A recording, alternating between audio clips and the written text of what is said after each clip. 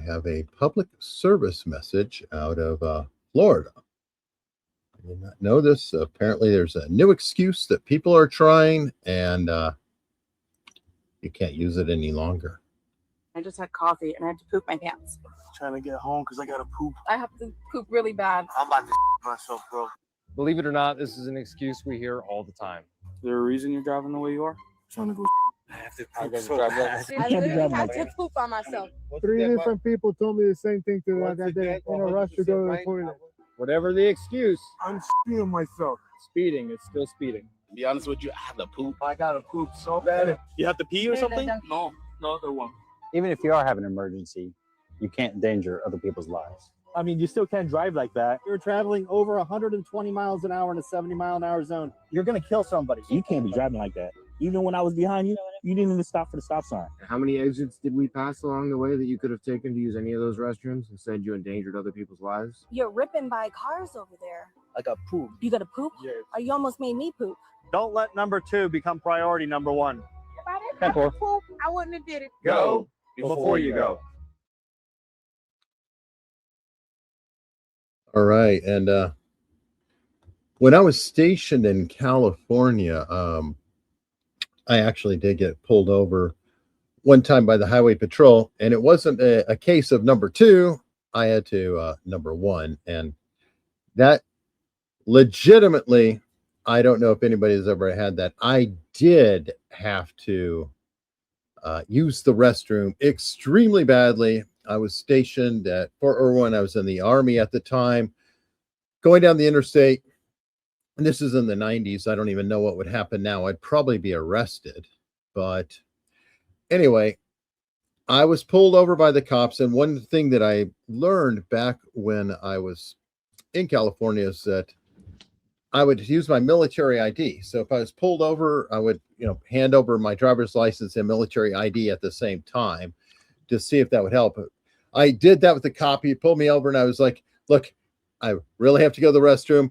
I don't care. I understand if I get a ticket or whatever, but I can't go. And he's like, well, it's illegal. Okay, yeah, thank you. And I ran off the side of the road down to the side. And fortunately, he let me go off. And it wasn't like these people who, well, I'm going to say they are full of shit, even though that is their excuse, is that they were full of shit. And that's why they had to go, is because they had to poop. But that time I did have to, number 1, not number 2.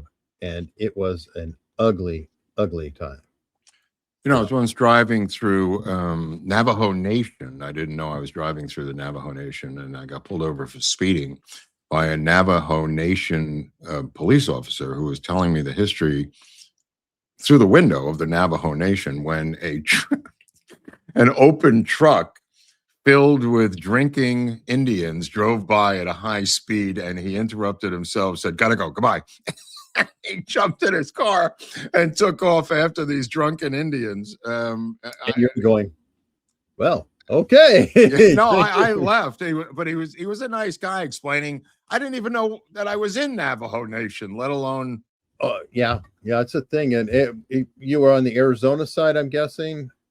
I don't remember. There was just a long stretch. It was probably the Arizona side. It was a long stretch of nothingness, so I don't know exactly. But he had a blue Arizona into New Mexico. It's like I think it might have been. I could have been across in New Mexico by that point, but technically, I was in Navajo Nation. Yeah, no, it's the whole reservation situation is kind of wild. When I was in Tucson, I was going back there to teach on the reservation. It was the Tohono O'odham or Tohono O'odham, something like that. And when I drove in there, I was driving down to the reservation. It's like in the middle of nowhere practically, and I'm driving along and I see these people just walking along the side of the road for miles. I mean, just people just dressed randomly like this. Some are carrying water, lunch, everything else. Just like, and I kept going by them and by them. It's like the world's longest parade. I'm like, what the hell is this? Wow. And this is like early 2002 or 2003, somewhere in that time frame. And I get down there, they go, oh yeah, it's the illegals. What? And they're just walking right along the damn highway.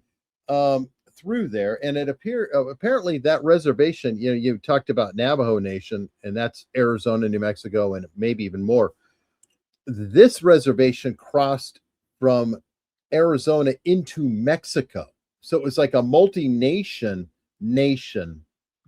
type of a weird scenario. And I guess the illegals would come up through there all the time. Yeah, they did. I had seen these Indians earlier in the morning waiting online for some sort of business, waiting online outside of a liquor store. And it must have been 8:30 in the morning, and I went in next door to get coffee, but the liquor store wasn't open yet. And there was 25 of them standing outside there, or 20. It was like 8 in the morning. And the owner said, "Oh, those are the Indians. They can't wait to it opens so they get liquor." Those were the guys in back of the truck standing up, guzzling the liquor that they just got at 9:05, being pursued by the Navajo Nation police officer. Lovely times. All right, well, we're going to kick into Torn from the Headlines, and special treat for today. We had something provided to us from a local community member, Pasha Moyer. Mm-hmm. And so before we hit the first story, everybody listen up. That'll do. There we go. We got a quick look. How difficult was that? That's perfect. Yeah, it works for me. It works for me. We need to just, I'll have to get something visual that goes bloop and splash. But thank you, Pasha, very much. Happy to see that. And the first story of the day is Radicals Eye California. This is a story about this group called the National Network on Cuba. And they have, they're based in the United States. And this is the link to the United States for Cuba in terms of people who supported them, including Karen Bass over the years. They have targeted various federal sites to physically seize if the United States invades Cuba. This is a long-running plan that they've had to physically take over places. As a target guide, it says, and various people in the organization have roles to play if the United States moves on Cuba. So this is why it's in the headlines now. And this includes military bases and federal sites to take them over in retaliation to, I don't know how they're going to hold them, Eric, but they clearly have maps and lists of people who are designed to take over these federal sites within this particular one's about California. All right. Well, a little weird. Yeah, I mean, well, I'm kind of like, well, aren't they already taken over? So it's whatever. Vendor potty foul. What is this? Yeah, they seem to be able to legalize these push carts, the city and county of Los Angeles. But the people running them are going to the bathroom in the bushes of wherever they are because there's nothing there. There's no facilities for bathrooms. So they're going and taking dumps in the creek and the bushes and urinating, not washing their hands at all because there's no running water. And yet the county of Los Angeles believes that these illegal aliens need to be protected with taxpayer money. They have purchased their businesses from them, allowing them to continue to run their businesses, even though now they're technically, many of them, owned by the city of Los Angeles. Wow.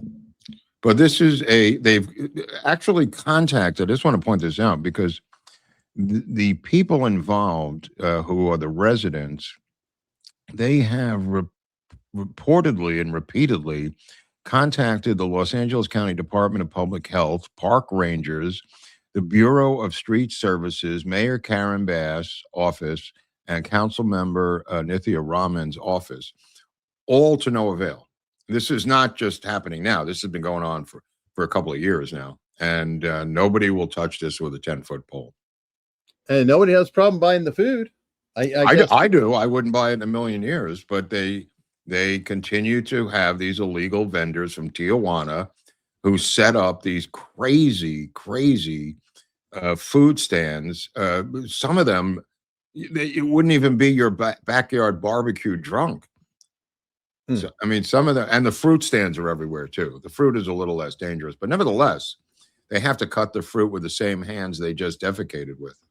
Oh, exactly. And I'm thinking, okay, so what if you had a restaurant in LA and your restroom was broken? They shut you down. They gave you a C or a D, and now you have to pay draconian fines. There's no money, as Adam Carolla has pointed out, there's no money for the city or county from these impoverished illegal aliens. They're not even on the radar. So there's no way to squeeze water out of a stone. Well, you can keep running them off. I know, of course. Yeah, yeah. I'll just tell you this. And it was 1975 when my Uncle Louis was running Shelley's coffee shop. On Tuesdays, this guy would show up with a soubrette hot dog stand right on the corner of 42nd and 9th, right in front of his restaurant. And one day, my uncle warned him repeatedly not to put his hot dog cart in front of his restaurant because Louis was paying taxes to the city of New York and the restaurant cart owner wasn't. Mm-hmm. And one week, he came on a Tuesday, and Tuesday we had Franks and beans on the menu every Tuesday. So Louis lost his shit, went outside and flipped the entire soubrette hot dog cart upside down into the 42nd Street. And the hot dogs were running down a river of hot dog water along the curb while the owner was picking them up and putting them back into the steam container. Which you would serve. And he rolled the whole thing away. But Louis snapped that day, and I didn't know where he was going, and he went right out and flipped that guy's entire cart upside down. Did the guy come back? Never came back again. The point of the matter is, there are restaurant owners who have the same thing today. That was 40 years ago, who have the same problem today. They're paying taxes, and in front of their restaurant will be one of these operations, and they'll set up chairs and little tables. I mean, it's insane. Yeah, and the city lets them. That's the thing. It's an issue. Even the reverse. Yeah, I mean, them now. And they would. This article points out how they have no facilities for health, which is a real bugaboo in LA, health stuff. And yet, despite the masking, despite the COVID, despite the vaccine, despite all their crazy crap, they're willing to turn a blind eye to feces-covered vendors because they're illegal aliens. You know, it's almost like these aliens are, dare I say, privileged. Yeah, they like that word so much. This seems like a privilege to me that you can do whatever you want. AP, alien privilege. Yeah. Piker. Oh, yeah. Hasan Piker with his Mao suit. Piker continued no more to the fascist reactionary. Dude, he even speaks Mao. Oh, yeah. He even talks like Mao. You know, I thought we were going to be finally done with this guy when he was caught shocking his dog on camera, because I mean, that is one thing that, you know, people were criticize him, but it looks like he may go to prison first because he was doing all that with Cuba recently. So I don't know. Hasan Piker, Chenk's nephew, is the well. This is not just a group of college students, as pointed out by the article. This is a group of college Democrats arranged to be met by the DNC, not the DSA. The DNC organized Democratic college students to listen to Hasan Piker speak in a Mao suit. And nobody sees anything wrong with that. No. This is a DNC event. That's what I'm trying to say. This is not a DSA event. I know. I mean, Pelosi emerges. Oh, that's right. Yeah, I just wanted to put that out there. I don't think anything's going to happen to this guy again. Just smashing after car after car after car. It's a misdemeanor. Apparently nobody was hurt. Nobody was in the cars. Quickly left the scene only to find that his car had become disabled because of the crash. And then the police tracked him down. He admitted to hitting something, but said he wasn't aware what he struck. Obviously, he was blind drunk. They deny that because that would have elevated the crime to another level. In 1957, when Pelosi was just a teenager, Eric, he was behind the wheel of his Corvette south of San Francisco when he lost control, killing his own 19-year-old brother. This has been going on for 65 years with this maniac. He's got hundreds of these violations and has never been sentenced to jail. And just gets richer and richer every year. Amazing. Oh, God. All right. Yeah, this is the guy, right? Yeah, yeah. And he's got the job now. He's in. That's what I thought. Yeah, that's what I was asking you. Yeah. No, he's started work Is today. she pregnant or what? Is that his wife or what's the deal going on with the She might be. midsection there? She kind of looks like she's pregnant. Right. Or poor wardrobe choice. One or the other. God, he looks like a dweeb, doesn't he? Yeah, but apparently far to the left of this guy because he's calling for a left turn like the country's in the middle of the road. Yeah. I mean, where are they now if he's calling for a left turn? I don't know. I don't know how much further left they can go. Oh, I mean, they're already competing with China for. I think they're a Censorship. sub-vassal. I think they're a sub-vassal state of China at this point. I'm going to go that far. They continue to go over there, and Chinese continue to, I think, rule them. Well, it is ironic because if you consider that Britain owned Hong Kong as part of the empire, and that's why back, and now they're under China. Yeah, they lost that. I think they lost that war. All right. Money for nothing. Alameda reparations despite budget woe. $91 million in the red. Alameda County is Oakland, California, for those who are not from here, up in northern, across from San Francisco. Isn't that Kamala territory? Yeah. Oh, yeah. Of course, I don't know what side they were on for slavery since there was none here. But they are talking about giving $25,000, I believe, $6.7 billion in June. They're underwater. So, of course, they voted to give away whatever money they had, a 5-0 vote among the Board of Supervisors to begin giving money to random Black people within the county itself. This is the dismantling of Alameda County, which is one of the most far-left counties, the home of the Black Panthers, the home of Huey Newton, the home of Ebonics that they tried to get into the school system back in the 1970s. Alameda County. Was what's Kwanzaa that? invented there? Kwanzaa was invented there as well. Okay. It is the center of radical Black politics on the West Coast. Not that they had slavery or anything, and not that they had any involvement in the Civil War. So, of course, they voted to give reparations to descendants of slaves. Good luck sorting that out. But it doesn't even matter that they don't have the money. Well, when does having the money matter to a communist? I see reparations as a path, an opportunity. I wouldn't say it's a panacea, but I do believe it's definitely part of the equation that could help African Americans. Yeah, I guess if you gave everyone who was Black $50,000 of other people's money, I think that would help the people getting the money. And then those same people who get money for nothing, just like a lottery winner, they blow through it in 1 month or 2 months, and then what do they have? Nothing. It's just robbery. It's It's just joke. robbery and virtue signaling and far left Black national politics by illiterate people who were given degrees because of the color of their skin. Yep. All right. Oh, yeah. Tulsi's brother. I don't know what the hell this is all about. There's some really sketchy charges with him, though. Well, this is in Waikiki, where I just got back from in Honolulu, trying to lure a group of 9-year-old boys into his hotel room with money. Allegedly, of course. Yeah. Allegedly, with money and candy.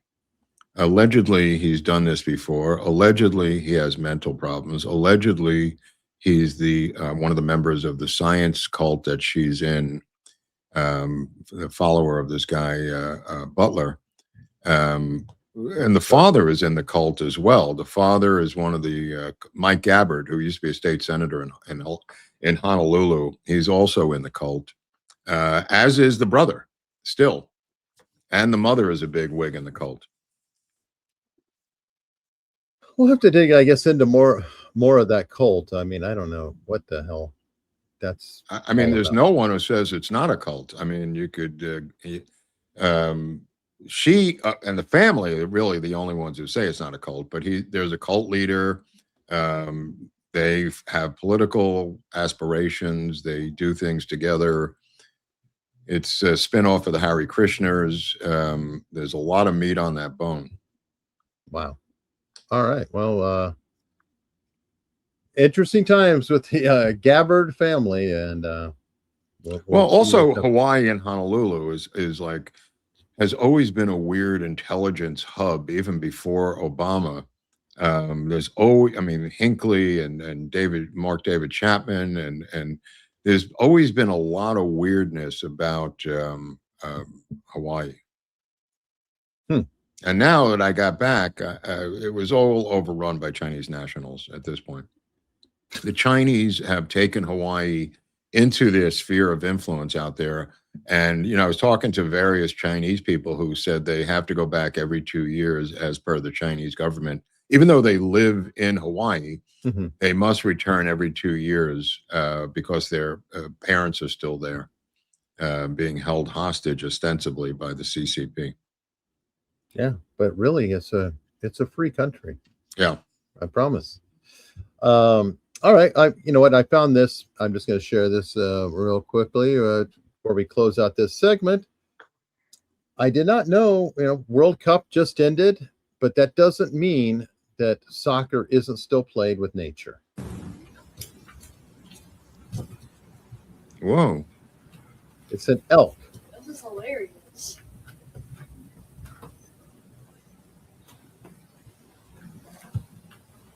Well, I guess like a dog, he's going to retrieve it. Oh. He's actually playing with it. Wow. Trick. I mean, that's kind of cool. Can head it. Go ahead. I'll let Bodie throw one. Might pop it, but kind of be worth it. That would be worth it.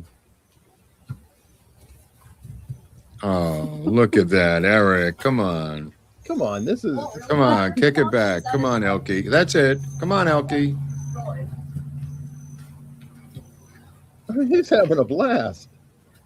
Look at that. A goal. Scored. All right. That's a good one. That's a good. The elephants do it too, by the way. When given a ball, they kick it around and play with it too. It must be like universal for children and dogs and elephants and in this case, a caribou, whatever the fuck that was. No kidding. And that wraps up. From the headlines. Love that. That's perfect.